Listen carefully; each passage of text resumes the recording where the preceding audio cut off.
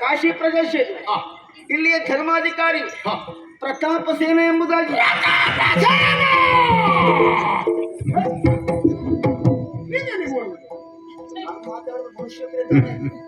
ಮನುಷ್ಯರ ಹತ್ರ ಮಾತಾಡ್ತಾ ಇದ್ದಾರೆ. ಅದು ನಾನೇ ಕೂಡ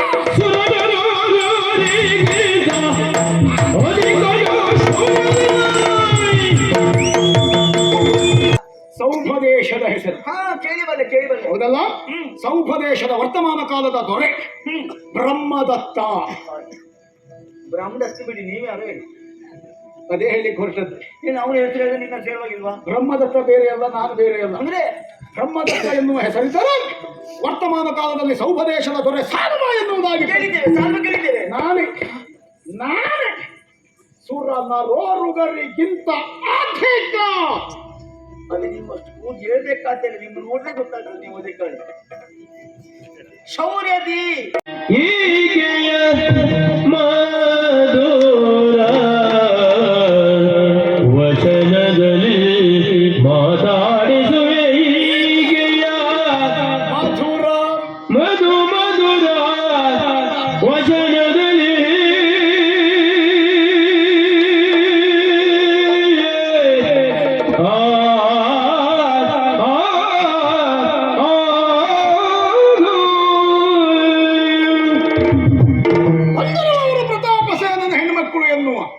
ನನ್ನ ಊಹೆಯೇ ಸತ್ಯ ಹೌದು ಅಂತ ಆದ್ರೆ ನಾನು ಬಂದ ಕಾರ್ಯ ಸಫಲತೆಯನ್ನು ಪಡೆಯುತ್ತಾ ಇದೆ ಎನ್ನುವುದಕ್ಕೆ ಅನುಮಾನವೇ ಇಲ್ಲ. ವನಜ ಮುಖಿಯರ ವರಿಸೆ ಬಂದಿರ್ಪೆನಗೆ ಸೌಭದೇಶದಿಂದ ಹೊರಟು ಬಂದಿರುವುದು ಪ್ರತಾಪಸೇನನ 3 ಹೆಣ್ಮಕ್ಕಳನ್ನು ಮದುವೆಯಾಗಬೇಕು ಎನ್ನುವ ಘನ ಉದ್ದೇಶದಿಂದ. ಯಾವ ಉದ್ದೇಶವನ್ನ ಅಂತೂ ನಾನು ಇಲ್ಲಿಗೆ ಬಂದಿದ್ದೇನೋ, ಈ ಪುರಪ್ರವೇಶ ಮಾಡುತ್ತಾ ಇರುವ ಹಾಗೆ ನನಗೆ ಪ್ರಥಮವಾಗಿ ಕಾಣಸಿಗುವವರು ಹೆಣ್ಣು ಮಕ್ಕಳು. ಹೆಣ್ಣಿಗಾಗಿ ಬಂದವ, ಸಿಕ್ಕಿದವರು ಹೆಣ್ಣು ಮಕ್ಕಳು. ಇದೇನೋ ಶುಭ ಮಂಗಳ. ಯಾವುದನ್ನು ಆಶಿಸಿ ಬಂದಿದ್ದೇನೋ ಅದುವೇ ನನ್ನ ಪಾಲಿಗೆ ಗೋಚರವಾಗುತ್ತಾ ಇದೆ ಅಂತ ಆದ್ರೆ ಏನೋ ಒಳ್ಳೇದಾಗುವ ಕಾಲವೇ ಇರಬೇಕು. ಆಗಬೇಕು ಅಂತ ಆದ್ರೆ ಸುಮ್ಮನೆ ಕೈಕಟ್ಟಿ ಕುಳಿತುಕೊಳ್ಳುವುದಲ್ಲ. ಯಾಕೆಂದ್ರೆ ಪ್ರತಾಪಸೇನನ ಹೆಣ್ಣು ಮಕ್ಕಳು ನಾಳೆಯ ದಿವಸ ಸ್ವಯಂವರಕ್ಕಾಗಿದ್ದವರು. ಹಾಗಾಗಿ ಅವರನ್ನು ನನ್ನವರನ್ನಾಗಿಸಿಕೊಳ್ಳಬೇಕು ಅಂತ ಆದ್ರೆ ಮಾತಾಡಿಸಬೇಕು. ಹೇಗೆ ಪ್ರತಾಪಸೇನಲ್ಲಿ ಮಾತಾಡುವುದಿದ್ರೆ ಸ್ವಲ್ಪ ಅಪ್ಪರಿಸಿಯೇ ಮಾತಾಡಬೇಕು ಅಂತ ಬಂದಿದ್ದೆ. ಆ ಸ್ವರವೇ ಬೇರೆ. ಈ ಹೆಣ್ಣು ಮಕ್ಕಳಿಗೆ ಆ ಸ್ವರ ಬೇಡ. ಮಧುರ ಎರಡು ಮಾತಾಡುವುದರೊಳಗಾಗಿ ಹೆಣ್ಣು ಮಕ್ಕಳು ನನ್ನ ಬೆನ್ನು ಹಿಡ್ಕೊಂಡು ಬರ್ಬೇಕು. ಅಷ್ಟು ಮಾಡಿದ್ನು ಈ ದಿವಸದ ಕಾರ್ಯ ಯಶಸ್ವಿಯಾದ ಹಾಗೆ.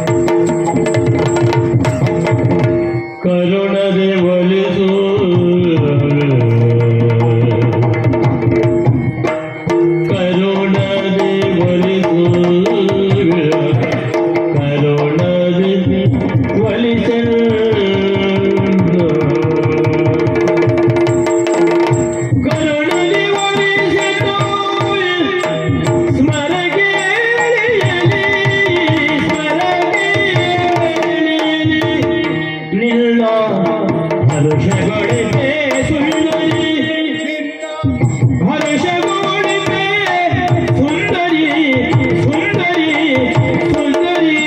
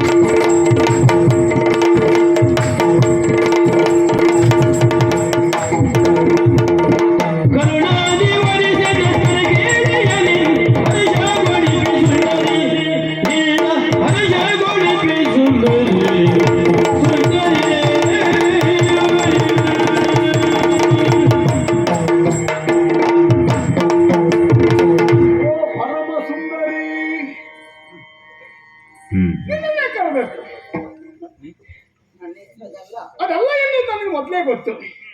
ಆದ್ರೂ ಕರೆದೇ ಗೊತ್ತಾ? ಯಾಕೆ ಗೊತ್ತಾ? ನಿನ್ನ ನಿಜವಾದಂತ ಹೆಸರು ಯಾವುದು? ನಿನ್ನ ತಂದೆ ತಾಯಿಗಳು ಇರಿಸಿರುವಂತ ಹೆಸರು ಏನು ನನಗೆ ಗೊತ್ತಿಲ್ಲ. ಹಾಗಾಗಿ ನಿನ್ನಂತಹ ಸುಂದರಿಯಾದಂತಹ ಹೆಣ್ಣನ್ನು ಮಾತಾಡಿಸಬೇಕು ಅಂತಾದ್ರೆ ಅದಕ್ಕೊಂದು ಗಾಂಭೀರ್ಯ ಎನ್ನುವುದು ಬೇಕು, ಅದಕ್ಕೊಂದು ಸಹಜತೆ ಎನ್ನುವುದು ಬೇಕು. ಆ ಕಾರಣಕ್ಕಾಗಿ ಸುಂದರಿಯರು ಅನೇಕರು ಇರಬಹುದು. ನೀನು ಕೇವಲ ಸುಂದರಿ ಅಲ್ಲ, ಅಂಗಾಂಗಗಳ ಯಾವುದೇ ಲೋಪದೋಷವೂ ಇಲ್ಲದಿರುವ ಪರಮ ಸುಂದರಿ ನೀನು. ಹೊಗಳಿಕೆ ಹೆಚ್ಚಾಯ್ತಪ್ಪ. ಇಷ್ಟೆಲ್ಲ ಹೊಗಳಿಕೆ ಒಳ್ಳೆದಲ್ಲ ಅಂತ ಹೊಗಳಿಕೆ ಅಂತ ಆಗುವುದು ಯಾವಾಗ ಗೊತ್ತಾ? ಇಲ್ಲೇ ಇದ್ದದ್ದನ್ನೆಲ್ಲ ಸೇರಿಸಿ ಅದುಂಟು ಇದುಂಟು ಅಂತೆಲ್ಲ ಹೇಳುವುದು ಅದು ಹೊಗಳಿಕೆ. ಇದಾಗಲ್ಲ, ಇದ್ದದ್ದನ್ನೇ ಸ್ವಲ್ಪ ವಿಶ್ಲೇಷಿಸಿದ ಹಾಗೆ. ಎಲ್ಲ ಅದು ಗುರುಗಳು ಹೇಳಿದ್ದಾರೆ, ಹೊಗಳಿಕೆ ಎನ್ನುವುದೇ ಹೊನ್ನ ಶೂಲ ಅಂತ ಹೇಳಿದ್ದಾರೆ. ಖಂಡಿತ ಹೌದು. ಹಾಗಂತ ನಾನು ಆ ಕಾರಣಕ್ಕಾಗಿ ಹೊಗಳಿದ್ದಲ್ಲ. ನಾವೆಲ್ಲ ಒಂದು ರೀತಿ ರಸಿಕರು, ನೋಡುವ ಗುಣ ಹೊಂದಿದವನು, ನೋಡಿದ್ದನ್ನ ವರ್ಣಿಸುವ ಸ್ವಭಾವ ನಮ್ಮದ್ದು. ಈ ಕವಿಗಳು ಹಾಗೆ ರಸಿಕರೇ. ನಮ್ಮಲ್ಲಿ ಎಲ್ಲೋ ಒಂದು ಸೂಕ್ತವಾದ ಕವಿತ್ವ ಈಗ ಜಾಗೃತ ಆಯಿತು ನಿನ್ನ ಸೌಂದರ್ಯ ಕಂಡಾಗ. ನನ್ನ ಗೆಳತಿಯರೆಲ್ಲ ಹೇಳುದು ಏನಂತ? ಹೊಗಳಿಕೆಗೆ ಜಾರು ಬೇಡ, ಹೊಂಡ ಮುಂದೆ ಇರ್ತದೆ ಅಂತ ಹೇಳ್ತಾರೆ ಅವರು. ಅದು ಹೆಣ್ಮಕ್ಳು ಬೇಗ ಜಾರುದಂತೆ. ನಾನು ಜಾಗ್ರತೆ ಮಾಡ್ತೇನೆ ಬಿಡಿ. ನೀ ಜಾಗ್ರತೆ ಮಾಡುವುದು ಬೇಡ. ಸಾಧಾರಣ ನಿನಗೆಲ್ಲ ಮುಳುಗಡೆ ಆಗುವಷ್ಟು ದೊಡ್ಡ ಹೊಂಡ ಎಲ್ಲೂ ಇದ್ದಿರ್ಲಿಕ್ಕಿಲ್ಲ. ಸಮುದ್ರ ಬೇಕು ಅಂತ ಹೇಳ್ತಾನಲ್ಲ. ಅಂದ್ರೆ ನಿನ್ನ ಪಾಲಿಗೆ ಆ ರೀತಿಯಾಗಿ ಯಾವುದೇ ತೊಂದರೆ ಆಗುವುದಿಲ್ಲ ಎನ್ನುವ ಭರವಸೆ ನನ್ನದ್ದು. ಓ ಪರಮ ಸುಂದರಿ, ನಿನ್ನನ್ನು ಕಂಡಾಗ ಸಲ್ಲಕ್ಷಣ ಭರಿತರು ಮಾತ್ರ ಅಲ್ಲ, ನೀನು ನೋಡಿದಾಗಲೇ ಅರ್ಥ ಮಾಡಿಕೊಳ್ಳಬಹುದು ಆದ್ಯ ಮನೆತನದ ಹೆಣ್ಣು ನೀನು ಎನ್ನುವುದು. ನನ್ನ ಊಹೇ ಸತ್ಯ ಹೌದು ಅಂತಾದರೆ ಯಾರು ನೀನು? ನಿನ್ನ ಹೆಸರೇನು? ನಿನ್ನ ತಂದೆ ತಾಯಿಗಳು ಯಾರು? ನಿನ್ನ ಊರು ಯಾವುದು? ಈ ಕಡೆಗೆ ಬರುವರೆ ಕಾರಣ ಏನು? ನಿನ್ನ ಪೂರ್ಣ ಪರಿಚಯ ಹೇಳಿದರೆ ಕೇಳಬೇಕು ಎನ್ನುವ ಆಸೆ. ಹೇಳ್ತೀಯ? ನನ್ನ ಪೂರ್ವಾಪರ ಬೇಕು ತಾನೆ, ಹೇಳದೆ ಏನು?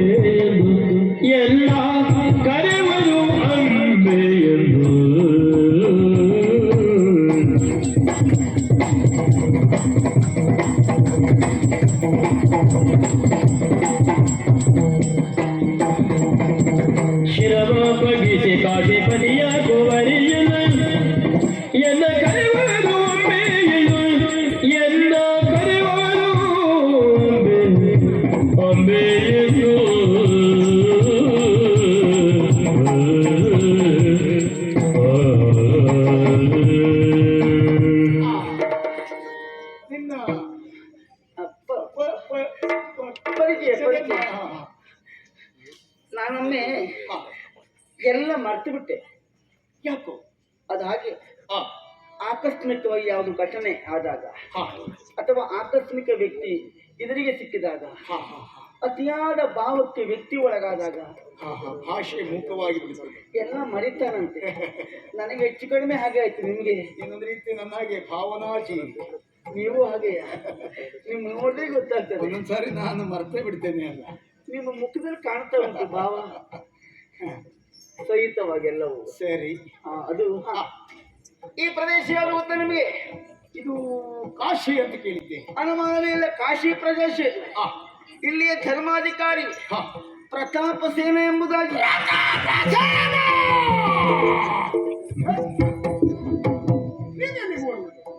ನಾನು ಮಾತಾಡೋದು ಮನುಷ್ಯರ ಹತ್ರ ಮಾತಾಡ್ತಾ ಇದ್ದದ್ದು. ಅದ್ಯಾರು ರೊಕ್ಕಕ್ಕೆ ಕೂಡಲ್ಲ ಮತ್ತಾರು? ಅದು ನಾನೇ ಕೂಗಿದ್ದು, ಕಾರಣ ಇಲ್ಲದೆ ಇಲ್ಲ. ಏನು? ಕೆಲವು ಹೆಸರು, ಕೆಲವು ಘಟನೆ ಆಗುವುದಿಲ್ಲ ನಮಗೆ. ಹೌದಾ? ಪ್ರತಾಪ ಸೇನನ ಹೆಸರು ಕೇಳಿದಾಗ ಒಮ್ಮೆ ಸಿಟ್ಟು ಬಂದದ್ದು. ನನಗೆ ಮಾತಾಡ್ಲಿಕ್ಕೆ ಹೆದರಿಕೆ ಆಗ್ತದೆ. ನಿನಗೇನು ತೊಂದರೆ ಇಲ್ಲ. ನೀನ್ ಯಾರು, ನಿನ್ನ ಅಪ್ಪ ಯಾರು, ನಿನ್ನ ಅಮ್ಮ ಯಾರು ಹೇಳು. ಇಲ್ಲಿಯ ಧರ್ಮಾಧಿಕಾರಿ ಹಾ, ಪ್ರತಾಪ ಸೇನ. ಹಾ. ಹೇಳಿಲ್ಲ. ಅವನ ಮಗಳು ನಾನು. ಪ್ರತಾಪ ಸೇನನ ಮಗಳೇನೆ ನೀನು. ಈಗ ಹೆಸರಾಗ್ತದೆ ನಿಮಗೆ. ನೀನು ಅವನ ಮಗಳು ಅಂತ ಗೊತ್ತಾಯ್ತಲ್ಲ. ಗೊತ್ತಾಗುವ ಮೊದಲು ಸ್ವರ ಆಗಿತ್ತು. ಹಾಗೊಮ್ಮೆ ಪ್ರತಾಪ ಸೇನ ಎಂದಾಗ ಸಿಟ್ಟು ಬಂದಿತ್ತು. ಹಾ, ನಿನ್ನ ಹೆಸರು? ನನ್ನ ಹೆಸರು ಹಾ, ಅಂಬೆ ಎಂಬುದಾಗಿ. ಅಂಬೆ. ಹೌದು. ಹಾ, ಹಾ, ಹಾ, ಹಾ. ಸಖಿವ್ರಾತವನ್ನ ಕೂಡಿಕೊಂಡು ವನವಿಹಾರಕ್ಕಾಗಿ ನಾನು ಬಂದವಳು. ಹಾಗೆ ಬಂದಾಗ ನಿಮ್ಮನ್ನ ಕಂಡೆ. ನನಗೂ ಕೇಳಬೇಕು ಕೇಳಬೇಕು ಅಂತ ಅವಕ. ಏನು? ಯಾಕೆಂದ್ರೆ ಇದುವರೆಗೂ ಈ ಸ್ಥಳದಲ್ಲಿ ನಿಮ್ಮನ್ನ ನೋಡಿದ್ದೂ ಇಲ್ಲ. ನಮ್ಮೂರಿನವರು ಖಂಡಿತ ನೀವು ಅಲ್ಲವೇ ಅಲ್ಲ. ಖಂಡಿತ. ಕಾಶಿಗೆ ಬಹಳ ಮಂದಿ ಬರ್ತಾರೆ, ಯಾತ್ರಿಕ. ಹೌದು. ಹಾಗೆ ಬಂದವರಲ್ಲಿ ಒಬ್ಬರಾಗಿರಬಹುದೇ, ಊಹಿಸುವುದಕ್ಕೂ ಆಗುವುದಿಲ್ಲ. ಆ ವಯಸ್ಸು ನಿಮ್ದಲ್ಲ. ಹಾಗಾದ್ರೆ ಯಾರು ನೀವು? ಹೆಸರೇನು? ಊರಲ್ಲಿ ಯಾಕೆ ಬಂದ್ರಿ ಎಲ್ಲ ಹೇಳ್ತೀವಿ.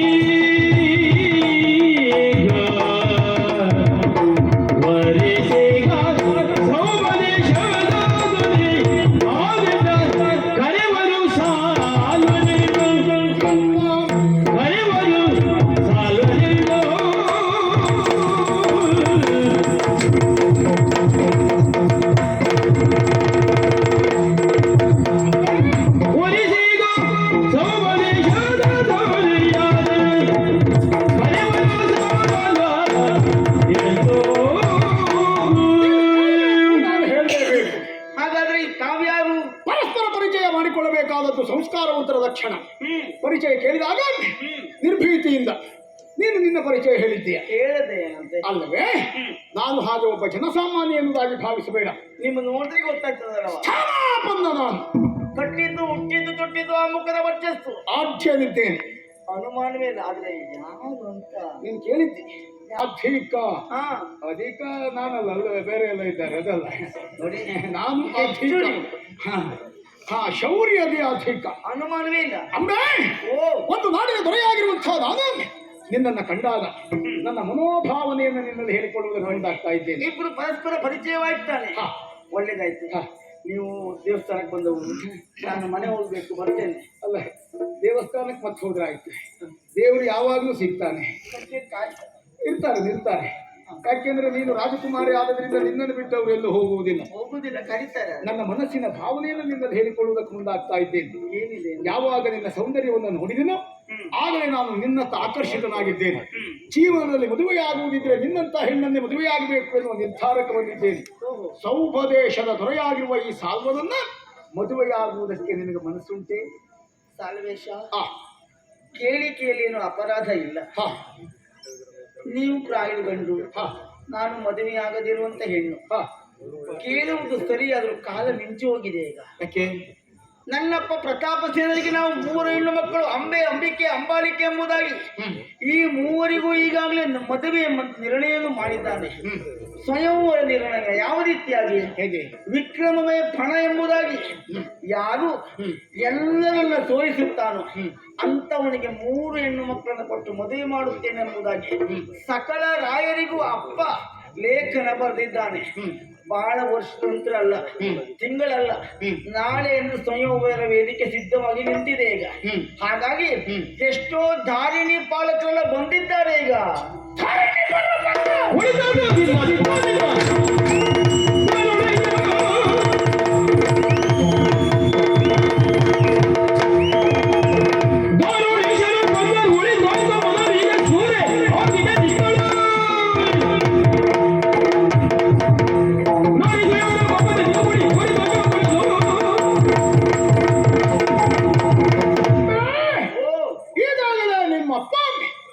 ನಿಮ್ಮ ಮೂವರಿಗೂ ಸ್ವಯಂವರವನ್ನು ಏರ್ಪಡಿಸಿದ್ದಾರೆ.